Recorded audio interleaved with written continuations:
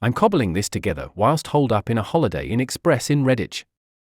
For those of you who I haven't already bored to tears, I'm playing in the National Walking Football Finals here tomorrow, in the over 65s. If I was at home I would have already poured myself a treble malt, but tonight I'm resisting the temptation to spend a few hours in the bar drowning my sorrows. I've limited myself to 3 pints. I've had one footballing disaster already this weekend and I certainly don't need another one tomorrow. When the fixtures came out in June, it's a safe bet that for many people the Wrexham dates were one of the first ones they looked for. I'm not sure if that was down to eager anticipation or nervous apprehension. When your nearest and bitterest rivals are on the up and the Shrews are flatlining, it's hard to tell. Town's recent results meant today's visit to the racecourse felt a bit like going to the dentist for root canal work.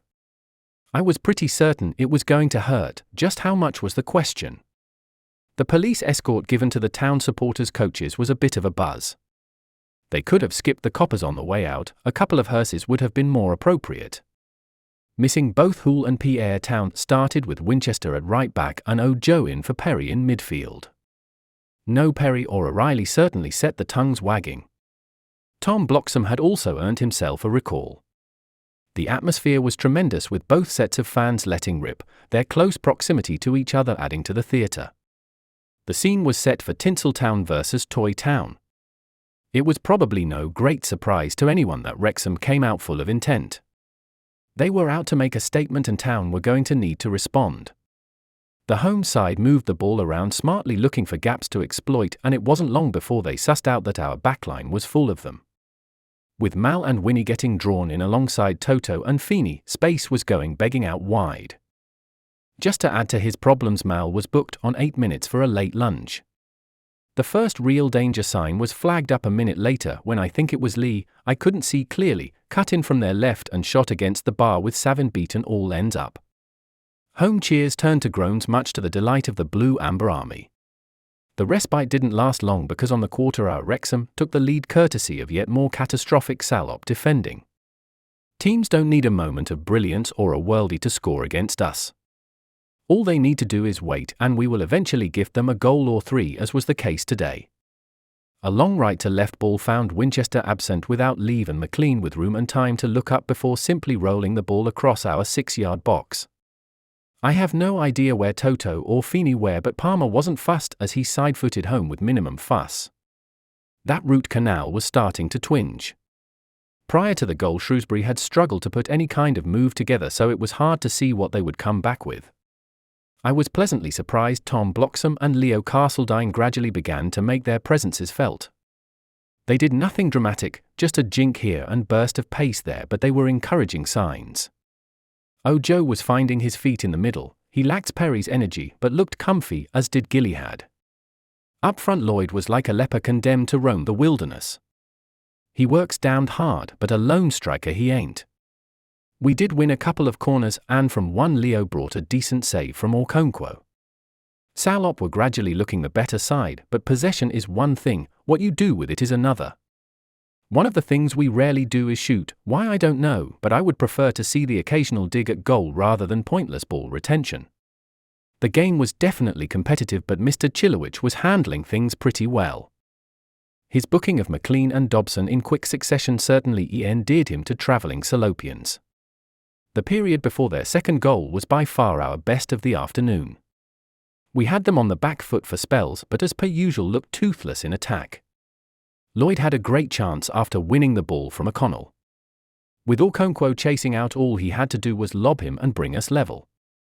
What went through his mind I'll never know, but he seemed to momentarily stop, and by then his lob was more of an up and under, and the chance was gone.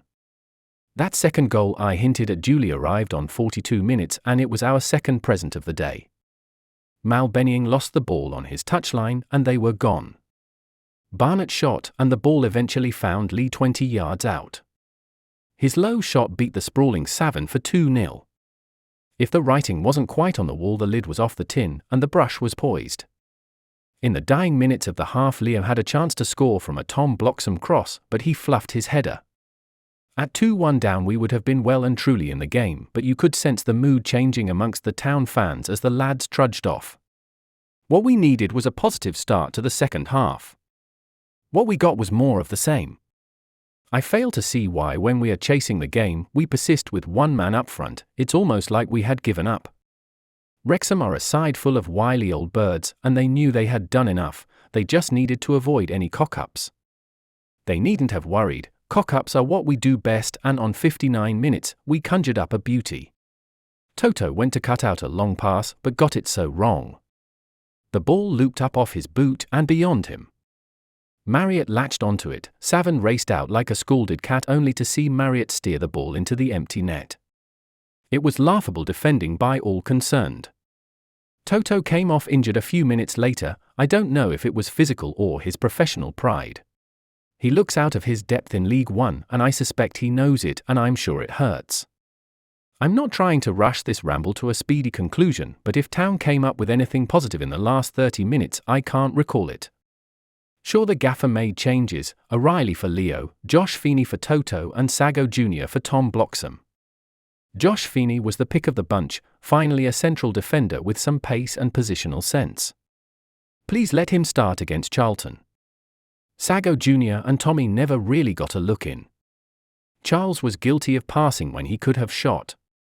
Arsenal can get away with it. We haven't got that luxury, especially when you are 3 goals behind. The big question was, would Wrexham get a 4th or even a 5th? They certainly came close through Mullin and Fletcher, but thankfully that was not to be. By now the home end was bouncing, whilst Town fans were wishing themselves anywhere but where they were. That last half hour was as painful a watch as I've endured since Blackpool away last season. Where do we go from here? As far as the team goes, it's back to work on Monday to prepare for Charlton. As for the club, that is another matter. Forget the rivalry and how much it hurts to lose. Just take this afternoon as a game of football.